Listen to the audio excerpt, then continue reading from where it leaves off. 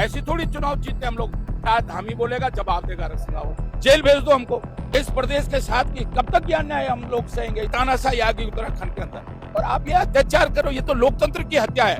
अगर आज अपनी मांग को लेकर प्रदर्शन करना चाह रहे थे, तो नौबत ही नहीं आती प्रदर्शन करने की। आप बातचीत कर लेते, उनसे रास्ता निकाल लेते, तो ये नौबत नहीं आती।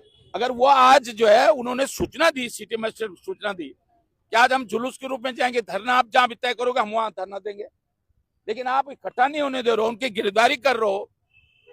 आज वो छोटे छोटे बच्चों को छोड़कर आई हैं, हमारी बेटियां, हमारी बहनें, हमारे भाई लोग, और आप ये अत्याचार करो, ये तो लोकतंत्र की हत्या है। ऐसा लग रहा है कि तानाशाही आ गई उत्तराखंड के अंदर, कोई अपनी बात को नहीं कह पा रहा है। ये इस प्रदेश के साथ की कब तक ये अन्याय हम लोग सहेंगे? इस प्रदेश के जिस तरह अन्याय हो रहा है, तो ये निश्चित रूप से अच्छा नहीं है, और ये रिवाइज होना चाहिए। मैं कह रहा हूं कि सरकार ये रिवाइज करे। अगर सरकार ये रिवाइज नहीं करेगी तो ये लड़ाई, मैं केवल कांग्रेस के कार्यकर्ता के रूप में नहीं कह रहा हूं, इस प्रदेश के एक नागरिक के रूप में इस बात को कह रहा हूं। पूरा उत्तराखंड इन हमारे नर्सिंग के बच्चों के साथ खड़ा होगा। हम ये लड़ाई हम लड़ेंगे। गिरफ्तार करना हमको करो ना, गिरफ्तार, जेल भेज दो हमको। ये कोई इसलिए थोड़ी हंसा धनाई बेलवंती चौहान ने आज जो है अपना बलिदान दिया इस राज्य के लिए। इससे तो अच्छी मुलायम सिंह की सरकार थी, सच्ची तो उत्तर प्रदेश मायावती की सरकार थी। हमने अपना राज्य इसलिए मांगा था कि हमारी बात को हमारा मुख्यमंत्री सुनेगा, हमारी बात को जो है स्वास्थ्य सचिव सुनेगा। मैंने अभी स्वास्थ्य सचिव डॉक्टर राजेश से बात करी, क्योंकि राजेश मेरे साथ भी काम कर चुका है, जब मैं स्किल डेवलपमेंट मिनिस्टर था मेरे अंडर में रह चुका है। मैंने उनसे भी बात करी। मैंने क्या तमाशा भाई, आज तुमको भैया या तो ईयर वाइज करो, जैसे सिविल सर्विस की परीक्षा होती है, आईएएस की होती है, आईपीएस की होती है, हर साल होती है, पीसीएस की होती है, हर साल होती है, बैच होता है, 2002 का बैच, 2003 का बैच, 2004 का बैच, ऐसे करते तुम। अब तुम 10 साल बाद निकालोगे वैकेंसी, तो जो बच्चे जो शादी हो गई, बच्चे हो गए, इनके पास हो सकता है ये टेस्ट होगा, टेस्ट में नहीं निकल पाए, लेकिन इन पे बीपी को नापने के लिए, शुगर को नापने के लिए अनुभव, किताबी ज्ञान उतना नहीं चाहिए जितना अनुभव चाहिए। इन पे अनुभव है, इन पे अनुभव जो है। अब आप जानबूझ के पैसा, ये धंधा बना दिया आपने एग्जाम, क्योंकि इनसे पैसे ले नहीं सकते, क्योंकि ये रिवाइज होगा तो क्यों देगा कोई पैसा? भाई मेरा अगर 2012 का बैच है, या 2013 मैंने जेएनएम किया है, मैंने नर्सिंग बीएससी नर्सिंग किया है, मैंने एमएससी नर्सिंग किया है, मैंने पोस्ट ग्रेजुएशन नर्सिंग किया है, तो मैं क्यों पैसा दूंगा? मुझे पता है कि ये रिवाइज हो जाएगा मेरा। अरे सच्चे तो मुलायम सिंह थी, मुलायम सिंह ने बीएड एलटी के पद खाली थे उत्तराखंड में, प्राइमरी स्कूल के पद खाली थे। मैंने विधानसभा के अंदर मांग उठाई, और मुलायम सिंह जी ने एक झटके में कर दिया कि सारे प्राइमरी स्कूलों में और हाई स्कूल इंटर कॉलेज में बीएड वालों को ईयर वाइज नौकरी दी जाए, और ईयर वाइज नौकरी लग गए सारे लोग, कि जिसने जब बीएड किया था। आज ऐसा क्या हो गया? ये प्राइवेट हॉस्पिटलों में सब नौकरी कर रहे हैं, क्या वहां नहीं मरीजों का इलाज और चेक कर रहे लोग? और डॉक्टर से ज्यादा देखिए, मैं मेडिकल एजुकेशन रहा हूँ, दून मेडिकल कॉलेज मेरे बनाया हुआ, सिनर मेडिकल कॉलेज मेरे बनाया हुआ, Haldwani college, Almora Haldwani medical college मेरे बना हुआ। नर्सिंग काउंसिल मैंने गठित की उत्तराखंड में, नर्सिंग काउंसिल नहीं थी उत्तराखंड बनने के बाद, पैरामेडिकल काउंसिल नहीं थी, मैंने बनाई। उत्तराखंड मेडिकल यूनिवर्सिटी मेरी बनाई हुई है, पहला वाइस चांसलर मैंने डॉक्टर पंत को लाया था उस पर।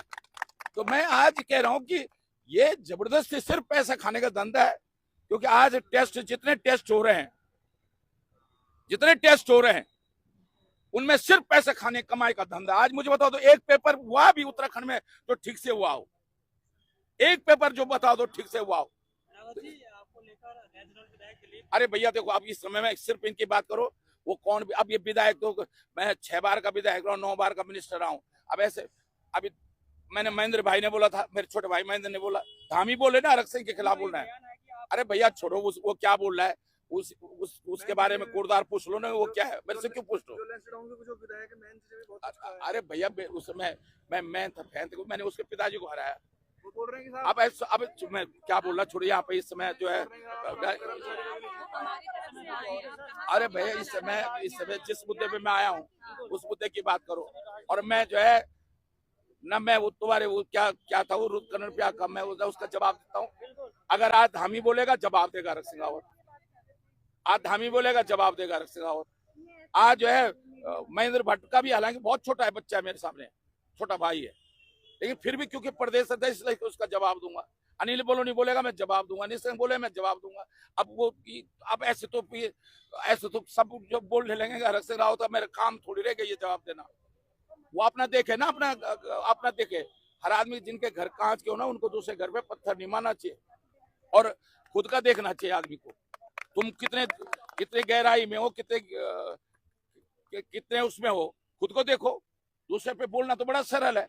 ऐसी थोड़ी चुनाव जीतते हम लोग, लड़के देखे जरा, कोई इनमें से कोई एक आदमी। सर एक खबरें ये भी आ रही है कि धर्मपुर विधानसभा से आगे आने वाले टाइम में चुनाव देखिए, आज चुनाव की, मैं आज यहाँ पे चुनाव की कोई बात नहीं कर रहा हूँ। ये इस समय देखो, इस मुद्दे को देखिए, मैं आज कोई राजनीतिक कार्यकर्ता के रूप में नहीं आया हूँ। आज सिर्फ देखिए, मैं इसलिए कह रहा हूँ, आज मैं सिर्फ इन बच्चों के साथ जो अत्याचार हो रहा है, मैं सिर्फ इनके साथ एक उत्तराखंड के नागरिक के रूप में, एक कार्यकर्ता के रूप में, एक सामाजिक कार्यकर्ता के रूप में इनका साथ देने के लिए आया हूँ। इनकी लड़ाई हम लड़ेंगे, क्योंकि हम अपनी बेटियों के साथ, आप इनका चेहरे देखो ना, छोटे छोटे 6 महीने साल भर का बच्चा छोड़ के आए हैं, और आज अगर वो अपनी बात कहना चाह रही, क्या कर रहे हैं भाई? अपनी बात अगर वो कहना चाह रही हैं, ये बेटियां बेटे अगर अपनी बात कहना चाह रहे हैं, आप उनको गिरफ्तार कर दे रहे हो, उनको अपनी बात कहने भी नहीं दे रहे हो, तो ये गलत है। और इस लड़ाई को हम लड़ेंगे। ऐसे नहीं दबा सकते आप, पुलिस के बलबूते पे थोड़ी दबा सकते किसी की आवाज को। आपने वो इकट्ठा भी नहीं हो रहे थे, आपने गिरफ्तार कर दिया उनको।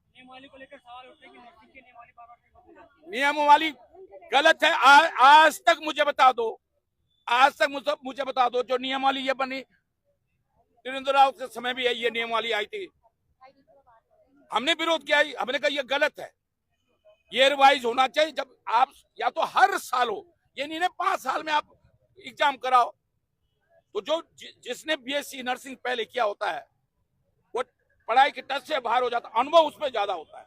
मैंने कहा कि अगर आपका ब्लड प्रेशर नापना है, इन बच्चों से कहोगे तो ये हाथ देके, नाड़ी देके बता देंगे कि आपका स्वास्थ्य कैसा है। लेकिन एग्जाम देने में दिक्कत होती है।